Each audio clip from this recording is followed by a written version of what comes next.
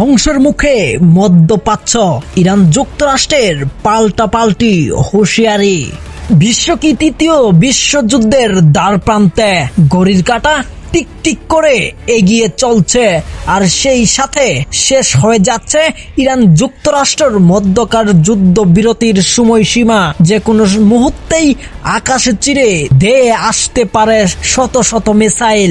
একদিকে ডোনাল্ড ট্রাম্পের সরাসরি বোমা বর্ষণের হুঁশিয়ারি, অন্যদিকে ইরানের পার্লামেন্টের স্পিকারের রহস্যময় হুঙ্কার। রণাঙ্গনে নতুন চমক আসছে। কি হতে চলছে আগামী কয়েক ঘন্টায়? কেনই বা হঠাৎ থমকে গেল ইসলামাবাদ শান্তির আলোচনা? জানতে হলে ভিডিওটি শেষ পর্যন্ত দেখুন।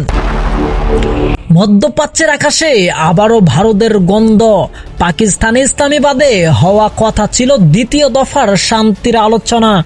ডোনাল্ড ট্রাম্পের নির্দেশে ভাইস প্রেসিডেন্ট জেডি ভ্যান্সের নেতৃত্বে একটি বিশাল শক্তিশালী প্রতিনিধি দল প্রস্তুত ছিল।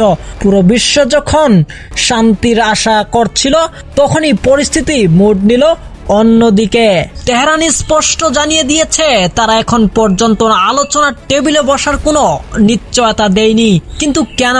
কারণ ইরানের অভিযোগ ওয়াশিংটনের যুদ্ধবিরতির সুযোগ নিয়ে তাদের বন্দরগুলো অবরোধ করে রেখেছে এবং জাহাজ জব্দ করেছে। ইরানের পার্লামেন্টের স্পিকার মোহাম্মদ বাগের গালিবাফ সরাসরি ট্রাম্পকে হুঁশিয়ারি দিয়ে বলেছেন, ট্রাম্প আলোচনার টেবিলকে আত্মসমর্পণের টেবিলে বানাতে চাইছেন, যা কখনোই সফল হবে না। সবচেয়ে ভয়ঙ্কর পরিস্থিতি তৈরি হয়েছে হরমুজ প্রণালীতে। এই জলস্পটটি দিয়ে বিশ্বের মোট তেলের 20% পরিবাহিত হয়। ইরানের বিপ্লবী গার্ড বাহিনী আইআরজিসি সাফ জানিয়ে দিয়েছে, তাদের অনুমতি ছাড়া কোনো জাহাজ সেখান দিয়ে গেলে সেটিকে লক্ষ্যবস্তু করা হবে। পাল্টা জবাবে ডোনাল্ড ট্রাম্প তার সোশ্যাল মিডিয়া ট্রুথ সোশ্যালে গর্জে উঠেছেন।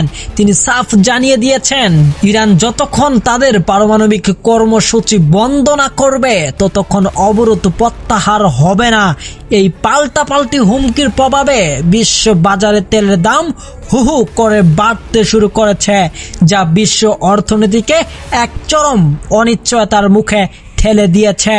ডোনাল্ড ট্রাম্প ব্লুমবার্গ নিউজকে দেওয়া এক সাক্ষাৎকারে বলেছেন, 2 সপ্তাহের এই যুদ্ধবিরতির মেয়াদ বাড়ানোর সম্ভাবনা খুবই কম।